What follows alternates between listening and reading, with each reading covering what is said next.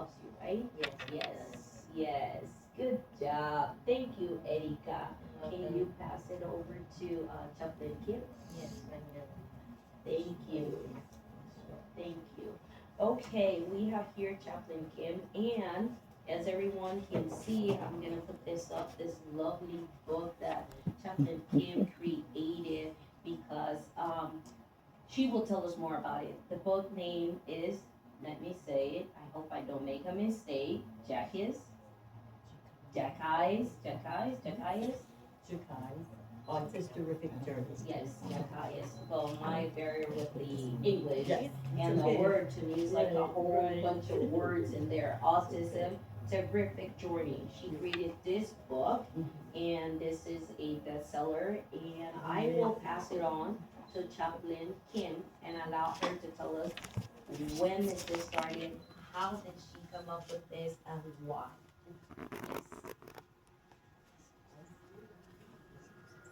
Thank you and God bless you. Thank you for having me today.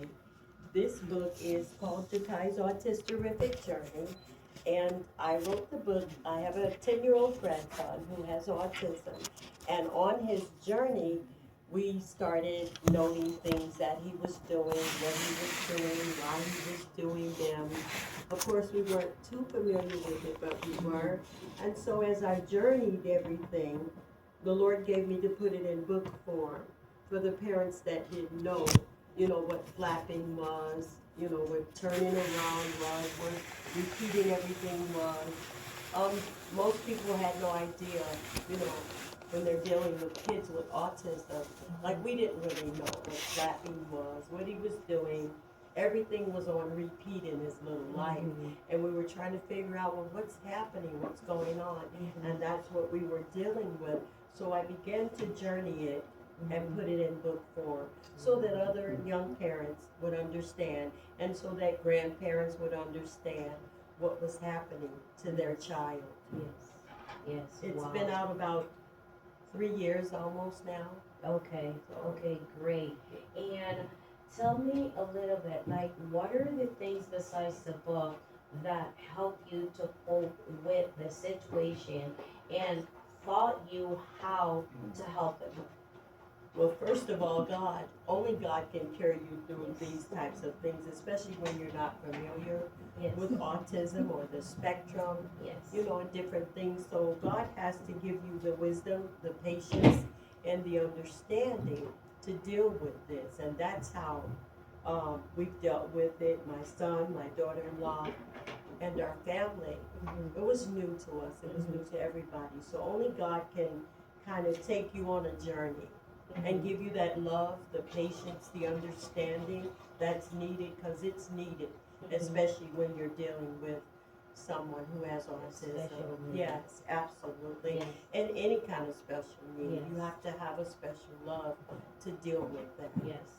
And the only one that can help us to It is give us that God. love and that patience is the Lord. Yes. Absolutely. And can you tell us, for those that don't know what is autism, can you tell us a little bit of that? Autism is a spectrum of going through repetitious acts. Like he would do things over and over, repeat a song maybe 10, 20 times. Then he would do what they call flapping. He would also stem, which he would take his hands and he would move things. He could move two objects at the same time and they would never touch. So we were kind of amazed by that, like what's really going on? So it includes things like flapping, stemming, flipping, turning, repeating everything. Those are some of the signs. He was fascinated with water, as we often hear those with autism are fascinated with water. So those are the things that we were looking at, but it helped us to understand this is what's happening to him, And I have a question. Does he have also, as other kids, when he hears noise, does that bother him Yes. also? Yes, it does. He'll close his ears. He'll put both hands up to his ears. Just recently we went to an event and he was not happy because the music was so loud that he's like cringing. And that was something new for us with Yes. him. Yes. You know, that's ironic that you said that, but that was something new for Yes. him. And I was looking like, well, this is new with him, with the music and Yes. the loud noise. Yes. You know, so it's a lot to look for. There are signs that, you know, you don't know all of them. You're learning. It's a process. That's why I called it the journey. And not just autism, I called it an autisterific journey for Yes. that purpose. Yes. Because I have the understanding that a lot of our kids, they are very talented. Yes, They absolutely. develop Yes. an talent, a knowledge, a certain skills, and they can do it with such a Yes. precise Yes. perfection. It's amazing.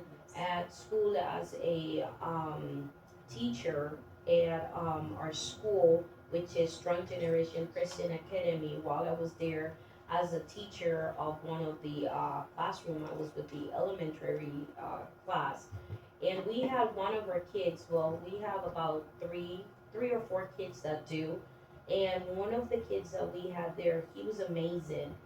He, at the short age that he had, that was 8 years old, his intelligence with computers, it's amazing. The things this kid could do on a level of computer of 8 years old is something that you will have an adult doing, paying for in an office, and this kid knew how to do all that plus more. It was amazing. But therefore, when he hear noise, that was one thing that would trigger him. So we had to kind of like have a little clock. We had a little clock there, give him orders to follow, and then give him time. Like, okay, from this time to this, because he could stay still for that period of time. So we will give him like short period, and then he could do it because he will watch the clock, and as soon as it says, he'll turn around and want his prize. So we will have to give him like his little prize and let him have it, and then we say, okay, it's time to go back, and then he will do so. Do you have to do this too with the baby? We do, because he would spend 6 hours on a tablet if you let him. Oh, wow. So there has to be a time period. He knows that the tablet goes off at a certain time, Yes. and so to him, it's like he told me one day, Dad's not being very nice. He said it twice. Grandma, Dad's not being very nice. So to me, it was the cutest thing, because he caught that concept, like the tablet's off and I can't look at what I want. It's 7 p.m. Yes. And you do have to set boundaries. You Okay. do. You have to set boundaries, and they have to know, believe it or not, they understand more than we think.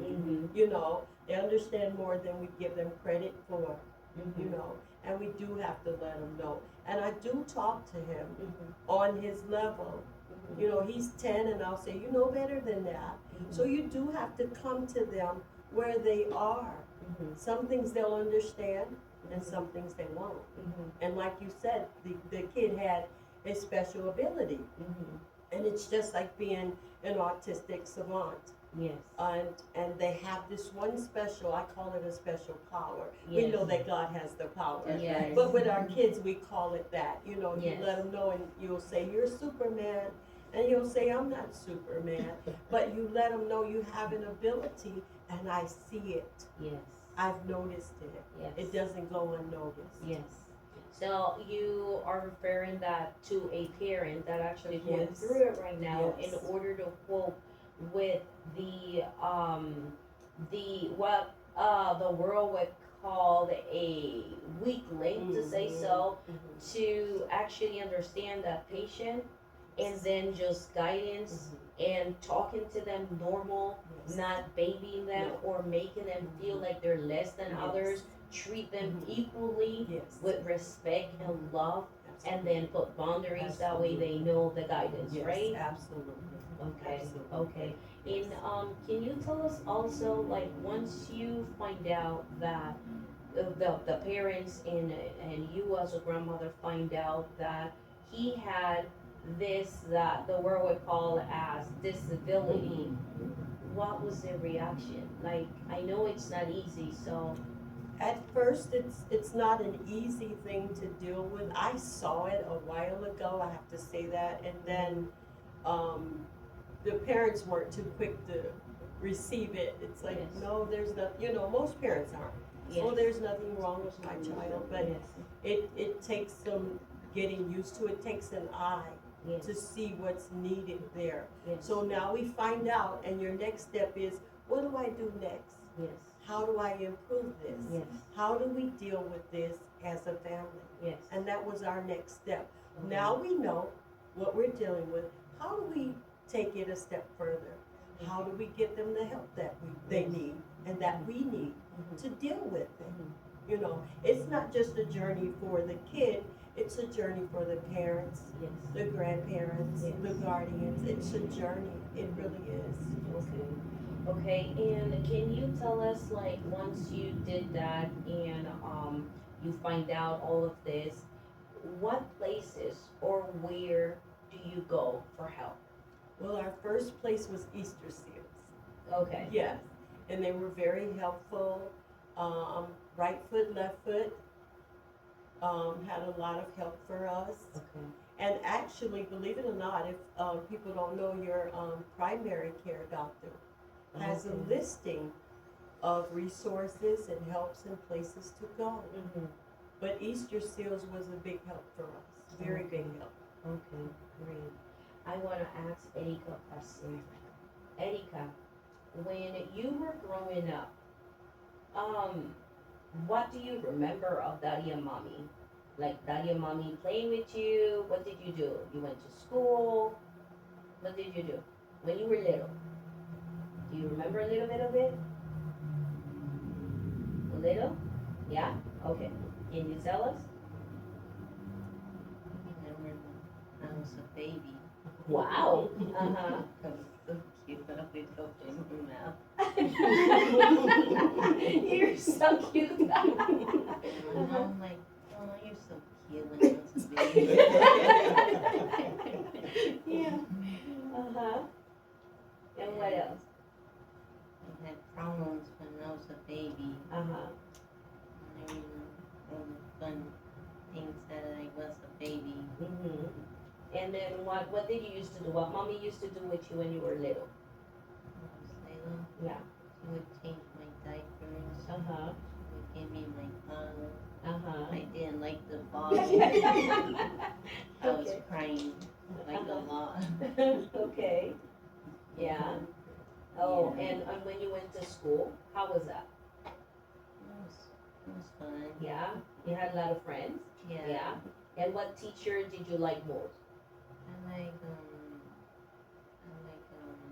any teacher in class. Yeah, all the teachers, you liked them? They were very nice to you? Yeah. Yes. And do you remember a little bit of what you learned in school? Yeah, I remember how to do math, but it was hard for me. Okay, okay. So what was your favorite subject in school? It was music. Music, yeah. And can you sing? No. No? No? So what did you like from music? I like when they add music. Uh-huh.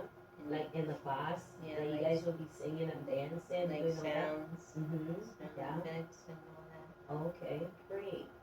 Okay. And then tell me why you want to learn about computers.